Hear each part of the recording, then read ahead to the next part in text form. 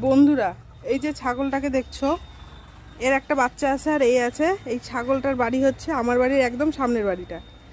এর যে মালিক, সে আমার এই কুকুর বাচ্চা বিড়াল বাচ্চা কাউকে দেখতে পায় না।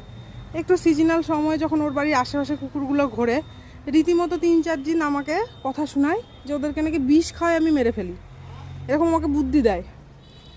তো যাই হোক, আমি বলি আমি তো আর ওদেরকে বিষ খাওয়াতে পারবো না, তুমি যদি পারো খাওয়াই দিও। তো এরকম টাইপের তর্ক বিতর্ক ওনার সাথে চলে।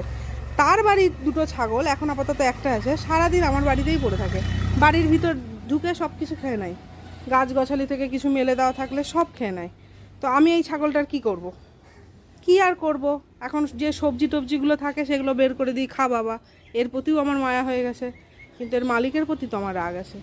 কিন্তু সেই রাগটা তো আর এর প্রতি ঝাড়া যায় না।